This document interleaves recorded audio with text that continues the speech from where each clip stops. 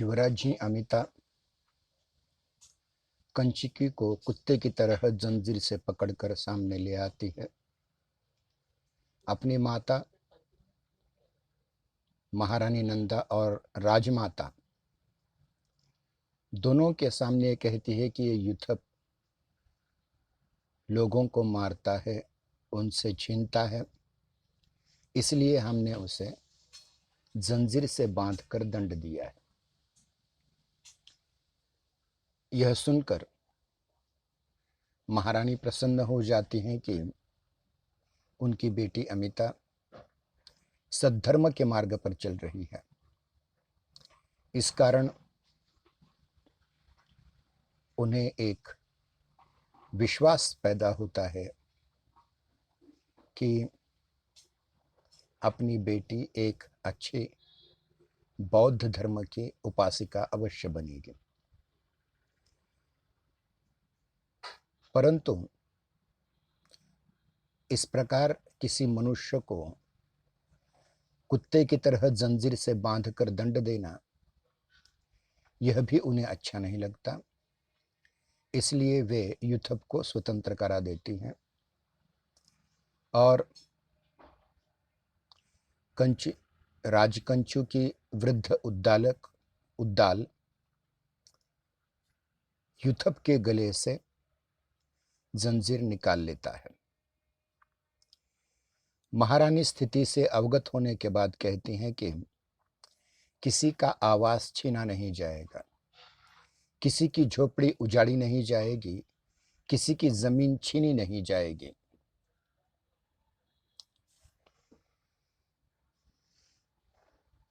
हमें नया राजप्रासाद या नया दुर्ग नहीं चाहिए, हम युद्ध भी नहीं चाहते। महारानी नंदा युथप को यह आदेश देती है कि महासेनापति भद्रकीर्ति से जाकर कहें कि कलिंग में हिंसा नहीं होगी, कलिंग में युद्ध नहीं होगा, अपितु गौतम बुद्ध के अभिधर्म का पालन होगा। यहां तक हम कल आए थे। आज आगे के कथासार की ओर बढ़ते हैं। जिस दिन महारानी नंदा ने युथप के माध्यम से महासेनापति को यह आदेश दिया था कि लोगों के घर छीने नहीं जाएंगे, झोपड़ियां तोड़ी नहीं जाएंगी, हिंसा नहीं होगी, युद्ध नहीं होगा, उसी रात्र कलिंग के महामात्य आचार्य सुकंठ की हवेली की ड्योढ़ी पर, मराठी में जिसे ढाढ़स कहते हैं, ड्योढ़ी पर महासेनापति भद्रकीर्ति का रथ पहुंचता है। राज्य के नीति तथा व्यवस्था पूरी तरह से महामात्य सुकंठ के द्वारा ही महाराज की मृत्यु के उपरांत बाद हो रही थी। मतलब महाराज करवेल की मृत्यु के बाद राज्य व्यवस्था का, राज्य की सभी नीतियों का परिवहन, परिचालन आचार्य सुकंठ कर रहे थे और आचार्य सुकंठ अपने कर्तव्य पालन में अत्यंत दक्ष थे। इस कारण प्रजा और राजपुरुषों में, सैनिकों में किसी भी प्रकार के परिवर्तन का शैथिल्य अनुभव नहीं किया गया, ढिलाई अनुभव नहीं की गई। आचार्य सुकंठ उसी प्रकार से कर्तव्यों का निर्वहन करते थे जिस प्रकार से महाराज करवेल करते थे। इस कारण उन्हें कभी भी, यानी जनता में, प्रजा में कभी भी राजा नहीं है ऐसी अवस्था, अराजकीय अवस्था कभी निर्माण नहीं हुई। आचार्य सुकंठ यानी जब सेनापति उनके घर आते हैं तो सेनापति भद्रकीर्ति महामात्य आचार्य सुकंठ से पूछते हैं कि इस बार अशोक के आक्रमण से राज्य की रक्षा कैसे होगी। आचार्य कहते हैं कि अशोक इस बार पूर्व की अपेक्षा, मतलब पहले आक्रमण की अपेक्षा में, तुलना में चौगुना सैन्य बल लेकर आया है, जिसमें 40,000 पदाती अर्थात पायदल सैनिक जो पैरों पर चलते हैं, 5,000 हाथी हैं, इतने ही रथ हैं, इन सब को लेकर के आक्रमण कर रहा है। महामात्य महासेनापति को सांत्वना देते हुए कहते हैं कि अशोक को कलिंग राजधानी से 50 योजन आगे बढ़कर के रोका नहीं जा सकता, पराजित नहीं किया जा सकता। और आचार्य सुकंठ की अनुमति से ही महासेनापति भद्रकीर्ति ने वेणुक ग्राम, जो सीमा प्रांतर का गांव है, उसकी भूमि को सैनिक स्कंधावर के रूप में, सैनिक शिविर के रूप में अधिग्रहित किया जा रहा था, परंतु महारानी के आदेश से वहां की प्रजा की किसी भी प्रकार की जमीन छीनी नहीं गई, उन्हें झोपड़ियों से बाहर निकाला नहीं गया। और महारानी ने ये आदेश दिया था कि वेणुक ग्राम के आसपास या वेणुक ग्राम में किसी प्रकार के दुर्ग का निर्माण नहीं हो रहा है, सैनिक शिविर का निर्माण नहीं हो रहा है। अब ये समाचार महासेनापति भद्रकीर्ति महामात्य आचार्य सुकंठ को सुनाते हैं, तो सुकंठ को ऐसा लगता है कि क्या महारानी, जिन्होंने तथागत के धर्म और संघ की सेवा का जिनसे प्रयोजन है, उन्हें सैनिक शिविर के बारे में क्या प्रयोजन, और उससे आपत्ति क्या हो सकती है। महारानी ने युद्धप द्वारा महासेनापति को जो संदेश भेजा है कि युद्ध और हिंसा का भरोसा मत करो, उसकी जगह अहिंसा पर भरोसा करो, अहिंसा का विश्वास करो। यदि इसी प्रकार से महारानी कंचुकियों के द्वारा युद्धपों का नियंत्रण करेंगी तो राज्य का अनुशासन कैसे चलेगा। स्वाभाविक है, सेनापति अपने कर्तव्य कर रहे हैं, महामात्य अपने कर्तव्य कर रहे हैं, युद्धप अपने कर्तव्य कर रहे हैं, परंतु महारानी इन कर्तव्यों में खलल पैदा कर रही है। तो महासेनापति और आचार्य सुकंठ जो आपस में बातचीत करते हैं, उससे यह सिद्ध हो जाता है कि महारानी अपने कर्तव्यों से च्युत हो रही हैं। महारानी अपने कर्तव्य ठीक ढंग से नहीं कर पा रही हैं और वे साधारण कंचुकियों के द्वारा, सामान्य दासों द्वारा युद्धपों का नियंत्रण कर रही है, तो राज्य का अनुशासन बिगड़ रहा है। इतना ही नहीं, आगे चलकर महासेनापति भद्रकीर्ति आचार्य सुकंठ को ये भी बताते हैं कि भगवती महारानी नंदा जी सिर्फ बौद्ध धर्म के चैत्य और विहारों को ही धर्म समझती हैं, वे कभी भी दुर्ग और सेना को धर्म नहीं समझते।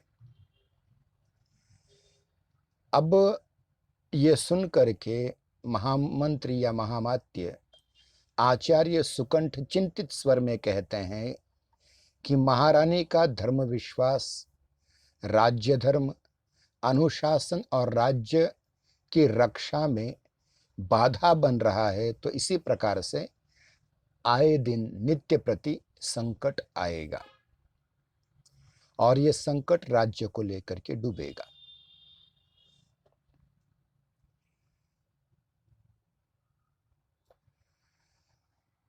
महासेनापति भद्रकीर्ति से मंत्रणा करने के पश्चात, विचार विमर्श करने के पश्चात महामात्य सुकंठ ये निश्चय कर लेते हैं कि महारानी नंदा को समझाया जाए, और वे राजप्रासाद के मंत्रणा कक्ष में उपस्थित होते हैं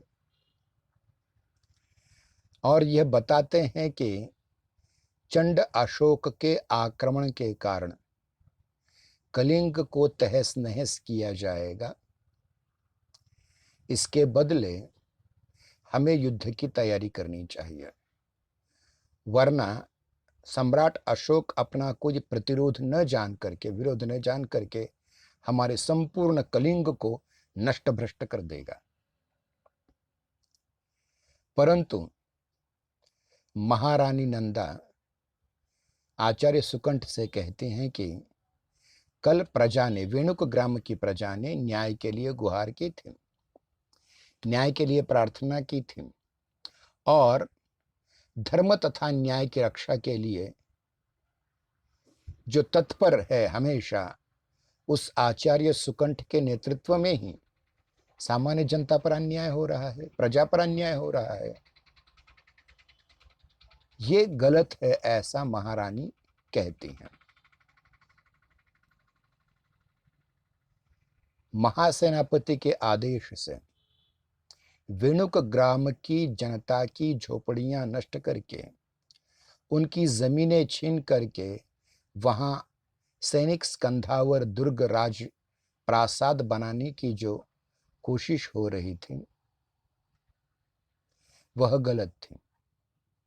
महारानी आगे कहते हैं कि हमने ये आदेश दिया है कि किसी पर भी अन्याय नहीं होगा, हमें दुर्ग की आवश्यकता नहीं है, हमें राजप्रासाद की आवश्यकता नहीं है। यह सुनकर महामात्य आचार्य सुकंठ गंभीरतापूर्वक कहते हैं कि परम भगवती महारानी नंदा की धर्म और परलोक में निष्ठा से यह विचार उचित है, गलत नहीं है। आचार्य सुकंठ यह समझाना चाहते हैं कि जो बात महारानी नंदा ने कही वो गलत नहीं है, धर्म और परलोक की दृष्टि से वह सही है, परंतु इससे धर्म का द्वंद्व हो जाता है, क्योंकि धर्म दो प्रकार का है, शाश्वत धर्म और आपद धर्म। शाश्वत धर्म अहिंसा का अवश्य है, परंतु कभी कभी आपद धर्म युद्धजन्य परिस्थितियों में हिंसा ही धर्म बन जाता है, वो आपद धर्म है। समय की इस समय परिस्थिति अलग है, भिन्न है, और ध्यान रहे कि कलिंग नगर की उत्तरी टेकड़ी पर जो दुर्ग निर्माण करने का कार्य करने का काम हमने शुरू किया था, जो आपने समाप्त किया, उसमें राज्य की रक्षा है। इस प्रकार यह एक राजा देश है और स्वयं महारानी राजा देश का उल्लंघन नहीं कर सकती। कलिंग राज्य को उनके राजा करवेल की मृत्यु के बाद अनाथ समझ करके, रक्षकहीन समझ करके अशोक ने फिर से आक्रमण किया हुआ है। अशोक प्रतिशोध लेना चाहता है, क्योंकि इससे पूर्व जो आक्रमण अशोक ने किया था, उस आक्रमण में वह पराजित हो चुका था, और जिस प्रकार घायल शेर पुनः आक्रमण करता है, उसी प्रकार इस पराजय का प्रतिशोध लेने के लिए, इस हार का बदला लेने के लिए अशोक फिर से चौगुनी सेना लेकर के आक्रमण कर रहा है। ऐसे में हमारा यह कर्तव्य बन जाता है कि हमें कलिंग राज्य और राजधानी की रक्षा के लिए दुर्ग का निर्माण अवश्य किया जाए। यह सुनकर महारानी नंदा कहती हैं कि दुर्ग किसी अन्य जगह पर भी बनाया जा सकता है। उसके लिए वेणुक ग्राम की जनता को प्रताड़ित करना, मारना, उनकी झोपड़ियां गिराना, उनसे उनकी भूमि छीनना, यह गलत है, यह ठीक नहीं है। तो आचार्य सुकंठ निवेदन करते हैं कि सैनिक स्कंधावर, सैनिक शिविर, राज्य की रक्षा के लिए दुर्ग तो विशेष स्थान में ही बनने चाहिए, और वेणुक ग्राम वही स्थान है जिस ओर से चंड अशोक का आक्रमण होने वाला है। अतः शिविर विशेष स्थान पर ही बनने चाहिए। यह सुनकर महारानी खफा हो जाती हैं। आगे चलकर सुकंठ फिर ये कहते हैं कि जो श्रमण और भिक्षु लोग हैं, उनकी व्यवस्था कहीं और रहने की जा सकती है। केवल राजधानी में ही नहीं, वेणुक ग्राम में नहीं, उन्हें वेणुक ग्राम से निकाल करके राज्य के अन्य नगरों में, अन्य शहरों में बसाया जा सकता है, या फिर कलिंग राज्य में जहां जहां वन है, उपवन है, उनमें भी इन लोगों के रहने की, निवास की व्यवस्था की जा सकती है। युद्ध में जब विजय हो जाएगी, मतलब चंड अशोक फिर से अगर हार जाएगा, तो महारानी जितना चाहे, महारानी अपनी इच्छा के अनुसार संघों और श्रमणों और भिक्षुकों के लिए उचित स्थान और विहार बना भी सकते हैं। लेकिन उसके लिए क्या है? उसके लिए आसन्न अशोक के आक्रमण का प्रतिरोध करके उस पर विजय पाना बहुत जरूरी है।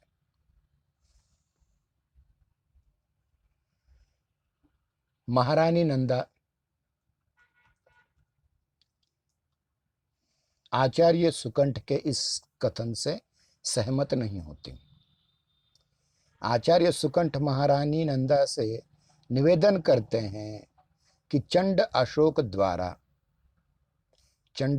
द्वारा प्रताड़ित सीमांत की प्रजा से नगर के पुण्य और पथ भर गए हैं। मतलब जिस ओर से अशोक आक्रमण कर रहा है,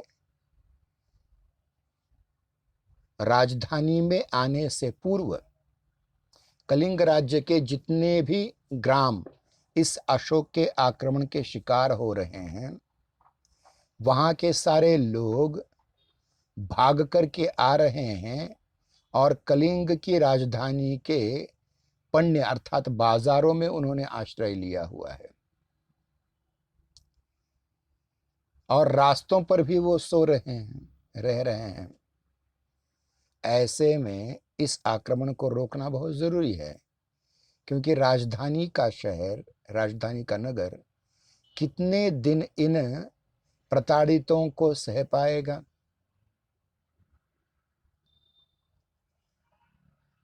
अशोक का अगर उचित प्रतिरोध न किया जाए तो कलिंग की प्रजा की अवस्था क्या होगी, यह भी विचार करना चाहिए। क्योंकि चंड अशोक कोई महात्मा नहीं है, वह एक सम्राट है, और वह मगध राज्य का राजा होने के कारण उसके पड़ोसी कलिंग देश को जीतना चाहता है किसी भी कीमत पर। इसलिए महारानी को यह चाहिए कि वह सैनिक स्कंधावर, सैनिक शिविर और दुर्ग की उपेक्षा न करें, अपितु सम्राट अशोक के आक्रमण का उचित प्रतिरोध करने के लिए दुर्ग बनाने पर विचार करें। महारानी महामंत्री आचार्य सुकंठ की बात नहीं सुनती। वो आगे कहती हैं कि जो जैसा कर्म करेगा उसको वैसा फल मिलेगा। अगर अशोक आक्रांता है, आक्रमण करना चाहता है, हिंसा करना चाहता है, तो उसे उस प्रकार का फल मिल जाएगा, अवश्य मिल जाएगा। लेकिन अशोक के पाप का प्रतिरोध करने के लिए हम भी पाप करें। अगर अशोक हमारी प्रजा को प्रताड़ित करता है तो हम भी अपनी प्रजा को प्रताड़ित करके उनके स्थान पर दुर्ग बनाए। यहां कहां का न्याय हुआ? महारानी के इस तर्क को सुन करके महामात्य आचार्य सुकंठ कहते हैं कि महाराज करवेल, जो महारानी नंदा के पति थे, उन्होंने भी अपने राज्य की रक्षा के लिए अशोक से युद्ध किया, अपने शरीर पर तलवारों के घाव सहे और उन्हीं घावों के कारण उनकी मृत्यु प्राप्त हुई। परंतु फिर भी उन्होंने इतने घाव सहते हुए अशोक का मानमर्दन किया, उसे पराजित किया।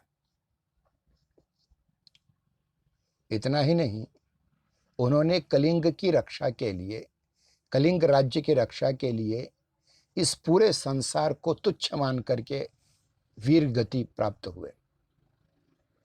और अगर दूसरे आक्रमण के, अशोक के इस दूसरे आक्रमण के समय कलिंग हार जाता है, किसी प्रकार का प्रतिरोध नहीं करता, युद्ध नहीं करता, तो स्वर्गस्थित महाराज की आत्मा को क्या लगेगा?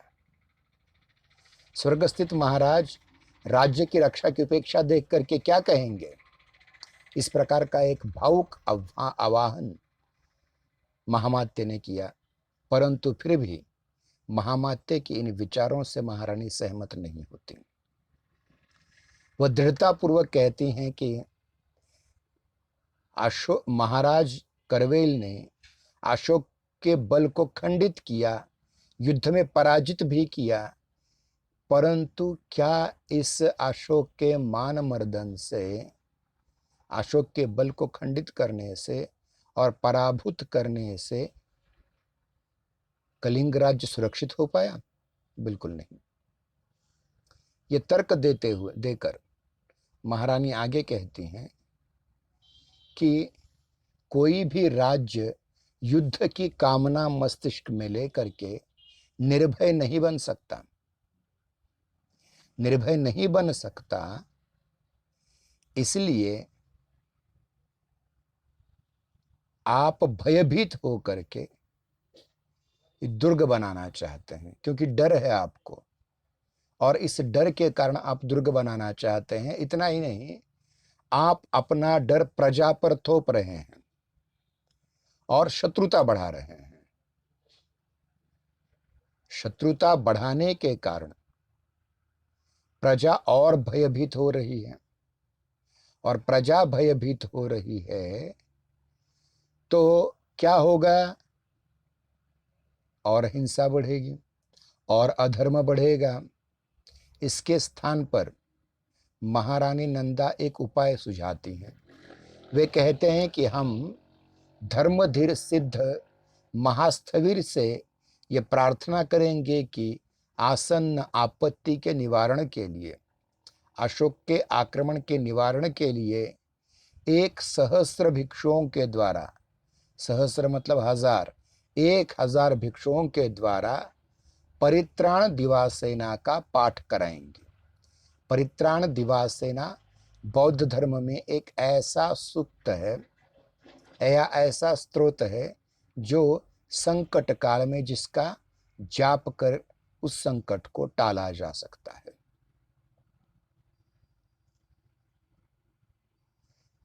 इतना सुनकर महामात्य महारानी से फिर से निवेदन करता है कि अन्यायी, अत्याचारी, आतताई के सामने सिर झुकाना, अपना स्वत्व छोड़ देना, यह मनुष्य का धर्म नहीं है, यह कायरता है, यह कदर्य है।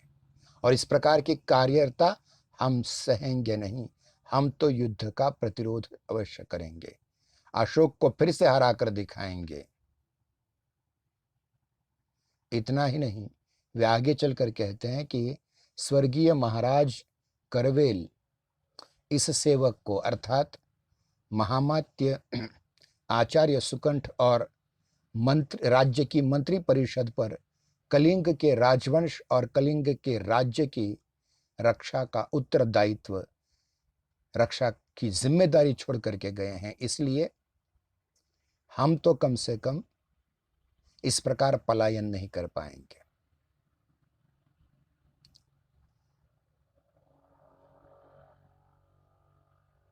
महाराज के सामने जो हमने प्रतिज्ञा की है कि कलिंग के राज्यवंश और कलिंग के राज्य की रक्षा में हम अपने आप को न्यौछावर कर देंगे, उस प्रतिज्ञा का क्या होगा? हम चाहे जो हो अपनी प्रतिज्ञा को पूरा करेंगे, क्योंकि सेवक का यही धर्म है। आचार्य सुकंठ अपनी बातों पर अटल है, तो महारानी नंदा भी अपनी बातों पर अटल है। इतने बड़े संवाद का कोई परिणाम निकलकर सामने नहीं आता, और महारानी नंदा ये कहती हैं कि हिंसा की प्रतिद्वंद्विता में स्वयं हिंसा करना, स्वयं हिंसक हो जाना, यह धर्म नहीं है।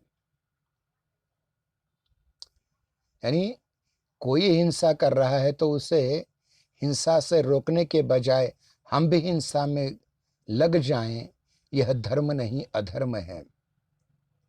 इसके बाद महारानी नंदा आंखें मूंद करके हाथ जोड़ करके पाठ करने लग जाती हैं बौद्ध स्तोत्र का। तभी अमिता आ जाती है और अपनी मां की मूंदी हुई आंखों से बह रहे आंसुओं को देखती है और उसे आश्चर्य हो जाता है। मां इतनी बड़ी होकर के भी रोती है बच्चों की तरह। अमिता जैसे ही आ जाती है और महारानी नंदा प्रार्थना करने लग जाती हैं, तो आचार्य सुकंठ प्रणाम करके उस मंत्रणा कक्ष से बाहर निकल जाते हैं। यानी दूसरी घटना यह हुई कि महासेनापति भद्रकीर्ति के बताने पर महामात्य आचार्य सुकंठ स्वयं महारानी नंदा से मिलकर उन्हें ये चेतावनी देते हैं कि अगर हम वेणुक ग्राम या उत्तरी प्रांतर में सैनिक स्कंधावर, सैनिक शिविर या दुर्ग का निर्माण नहीं करेंगे तो चंड अशोक के आक्रमण में हमें पराजित होना पड़ेगा। इस संवाद के बाद एक महत्वपूर्ण घटना और होती है, वह है राजसखा नगर सेठ सौमित्र की हवेली पर आयोजित समज्जा मतलब रात्रि कार्यक्रम। राजसखा नगर सेठ सौमित्र की हवेली में न तो युद्ध का आतंक था, यानी युद्ध के आतंक का विशेष प्रभाव दिखाई दे रहा था, और न ही महाबली यज्ञ के समाचारों से उत्साह था। उसके यहां हर संध्या, हर रात्रि नृत्य गायन की समज्जा जमाए रखते। मतलब राजसखा नगर सेठ सौमित्र जो इस उपन्यास का खलनायक है, विलन है, उसे अशोक के आक्रमण से कुछ लेना देना नहीं है, और जो महाबली यज्ञ की तैयारियां हो रही हैं उससे भी कुछ लेना देना नहीं है। वह केवल यह करता है कि अपनी हवेली में, अपने घर में नृत्य गायन के कार्यक्रम रखता है। और ये किस लिए? क्योंकि उसके उस जैसे बड़े नगर सेठ के कुल की मर्यादा है कि उसके कुल में हर शाम, हर रात को नृत्य गायन का आयोजन होता रहेगा, नृत्य गायन की समज्जा का आयोजन होता रहेगा। उसके पास धन का बहुत बड़ा संचय था, बहुत बड़ा संग्रह था, और वह अपने धन शक्ति की वृद्धि से संतोष पाता था, संतुष्ट होता था।